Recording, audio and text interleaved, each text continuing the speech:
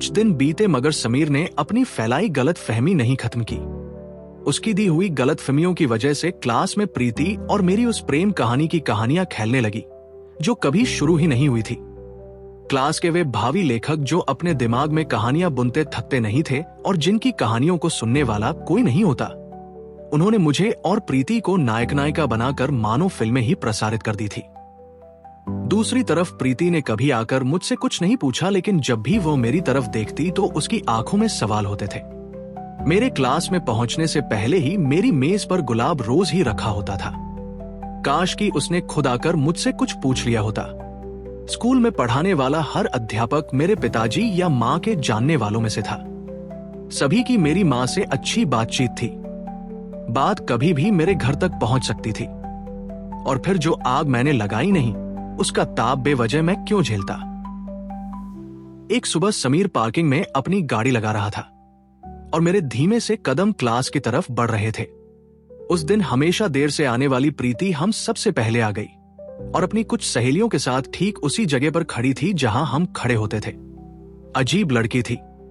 जैसे ही समीर मेरे पास आया, मैंने उसके कान में कह दिया कि इसी वक्त जाकर उसकी सारी गलत फहमी दूर कर दे। लेकिन समीर कुछ बोलने वाला था। तू कह दे, नहीं तो मैं कह दूंगा। और तू जानता है कि अगर मुझे बोलना पड़ा तो तुम दोनों को बहुत बुरा लग जाएगा।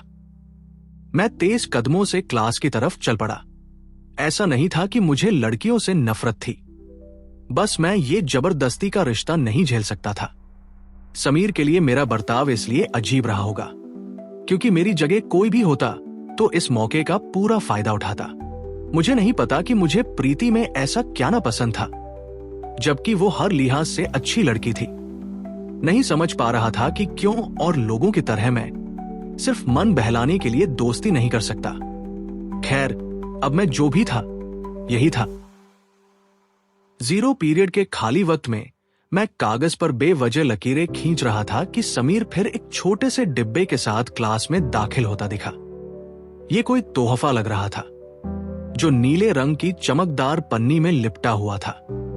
आते ही उसने वो डिब्बा खामोशी के साथ मेरी मेज पर रख दिया। अब ये क्या है? मैंने बस एक नजर उस पर डालकर समीर को देखा। तेरे फाइनल एग्जाम्स के लिए गुड लक गिफ्ट है। बनावटी भरता हुआ वह मेज पर लेट सा गया। मैं समझ गया कि यह भी प्रीति की ही तरफ से होगा। काश हमें भी कोई गुड लक गिफ्ट देता। समीर अपने तरीके से मेरी हंसी बना रहा था। उसे वापस लौटा। अरे यार, वो पैसे नहीं मांग रही इसके, कम से कम खोल कर देख तो।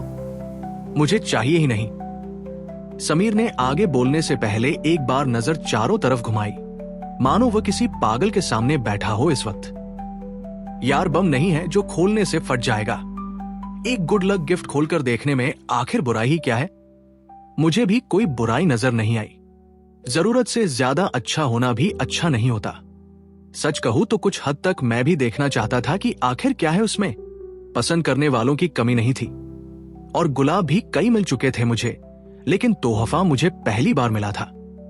मैंने डिब्बा हाथ में लिया और कागज उतारते हुए, अगर चॉकलेट्स निकली तो तुझे ही खिलाऊंगा। मैंने वो बॉक्स खोल दिया। My God, United girls of Benetton. Sameer की आंखें फट गई।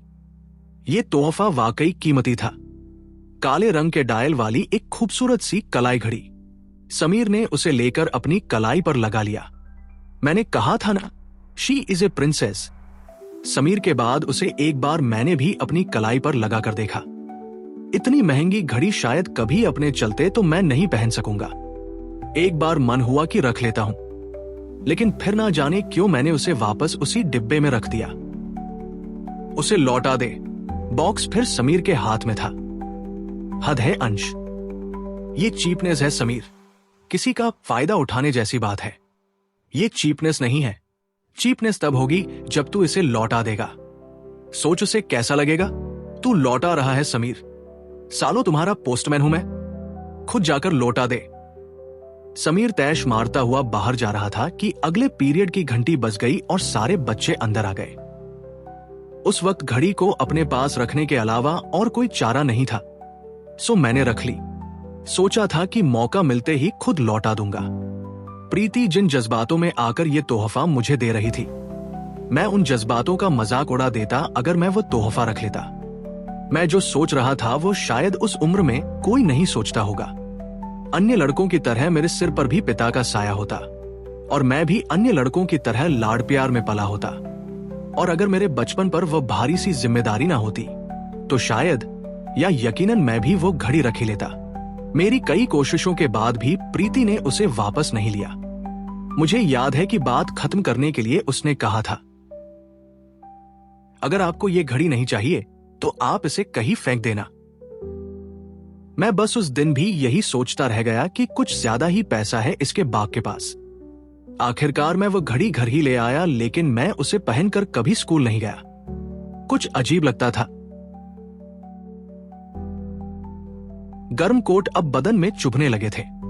एक गुनगुनी दोपहर कोट को एक कंधे पर लटकाए छुट्टी के बाद में समीर और मनोज के साथ स्कूल के गेट के सामने खड़े इम्तिहान की तारीखें मिला रहे थे कि प्रीति की करीबी सहेली ने आकर कहा, प्रीति तुझसे कुछ बात करना चाहती है। क्या? मैंने उससे पूछा, मगर उससे पहले ही वह चली गई। पीछे पलटकर मनोज और समीर को देखा तो वह दोनों भी खिसक कर पार्किंग की तरफ चल दिए। समीर ने मुझे चलने को पूछा तक नहीं और मनोज को अपनी गाड़ी में बिठाकर मेरे सामने हाथ हिलाता हुआ चलता बना। मैं स्कूल की सीमा के बाहर फुटपाथ पर किसी बस के इंतजार में खड़ा था कि एक स्कूटी के टायर मेरे पैरों से कुछ इंच की दूरी पर अचानक रुके। हेलो, प्रीति ने आने में जरा भी वक्त नहीं लगाया। हाय, मेरे संकुचित से जवाब ने उसकी लंबी सी मुस्कुराहट को कुछ कम कर दिया। आते जाते बच्चों की भीड़ पर नजरें करते हुए मुझे आपसे कुछ बात करनी थी। जानता हूं, प्रीति हमेशा ही मेरी खाली आंखों में अपने लिए कुछ तलाशती थी और मेरी कलाई में अपनी दी हुई घड़ी, लेकिन उसे दोनों ही खाली मिली। उस दिन भी उसकी आंखें मेरी कलाई को खाली देखकर कुछ उदास तो हुई थी। होठों को आपस में भींचते हुए उसने हिम्मत जमा की और, समीर कहाँ है? घर गया? मतलब आप अकेले घर जा रहे हैं? इस बेरुखी सी बात को बड़े चाव से कहा उसने। हाँ, मुझे बाजार में कुछ काम भी था। मैंने अपनी ओर आ रही एक बस को हाथ दिया, मगर वह रुकी ही नहीं।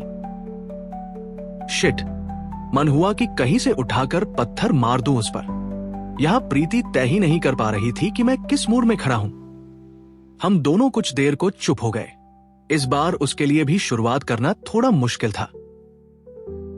आप इतना कम क्यों बोलते हैं? एक हल्की सी शिकायत थी। मुझे ज्यादा बोलना नहीं आता।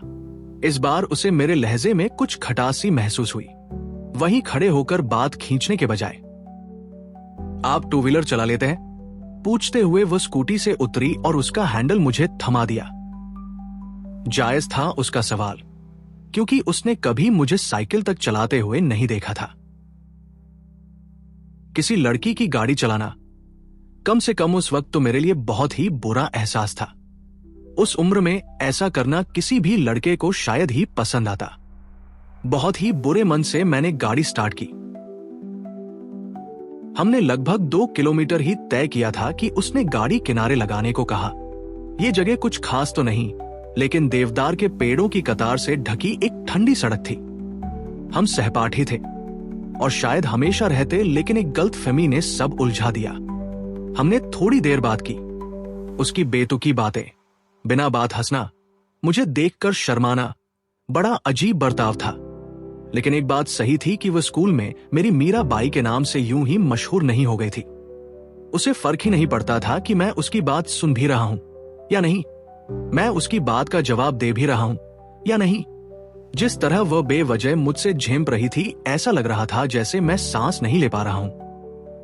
मुझे प्रीति में कोई दिलचस्पी नहीं थी और मैं ये बात पिछले महीने भर से उसे बुरी तरह जता रहा था। काश कि वह इतने में ही समझ जाती, लेकिन शायद इतना काफी नहीं था। सो मैंने उसे साफ साफ ही कह दिया, देखो प्रीति, तुमको समीर पसंद करता है, मैं नहीं। क्या? थोड़ी देर तक वो अपलक मुझे देखती रही। एक बार उसकी आंखें भींग सी गई और फिर उसके चेहरे के भाव बदल गए। तुम दोनों मिलकर मुझे चीट कर रहे हो। नहीं, मैंने क्या किया? तो समीर आकर कहता है तुम पसंद करते हो। तुम कहते हो वो करता है, तुम लोगों को मैं पागल लगती हूं? वो चिल्ला पड़ी। तुम चिल्ला क्यों रही हो? तुम्हें यकीन ना हो तो मेरे किसी भी दोस्त से पूछ लेना, चाहो तो समीर से ही पूछ लो। मैंने उसे आश्वस्त किया। एक पल को वो फिर सोच में पड़ी। लेकिन अगर समीर ने झूठ कहा तो तुमने मुझे क्यों नहीं बताया? मेरे पास इस बात का सीधा जवाब नहीं था। कुछ पल लगे मुझे भी शब्दों को सही जगह पर रखने के लिए। प्रीति, अगर मुझे किसी से प्यार हुआ तो मैं उसे खुद जाकर कहूंगा। मेरी नजरें साफ थी। मेरी आवाज नहीं लड़खड़ाई और ना ही मेरे माथे पर शिकन थी। उसके लिए यकीन करना मुश्किल ही रहा होगा, क्योंकि कुछ बातें हम जानते हैं मगर मानना नहीं चाहते। फिर भी, तुम सच में मुझे पसंद नहीं करते? देखो, तुम बहुत अच्छी लड़की हो, लेकिन मैं आगे कुछ और कहकर उसे और ठेस नहीं पहुंचा सका। आई एम सॉरी यार इस गलत फहमी के लिए। इवन आई एम सॉरी अंश, तुमको बहुत परेशान किया। I am very sorry. अपने आंसुओं और कमजोरी को छुपाती हुई वह तेजी से मुझे छोड़कर चली गई। उसकी रुआंसी आवाज सुनकर बुरा लगा, और उससे ज्यादा बुरा लगा ये कि जहां हम खड़े थे वो जगह घर से और 4 किलोमीटर दूर थी। वहां से लौटने के लिए ना तो कोई बस थी ना ऑटो। मुझे बहुत देर तक पैदल चलना पड़ा घर तक पहुंचने के लिए।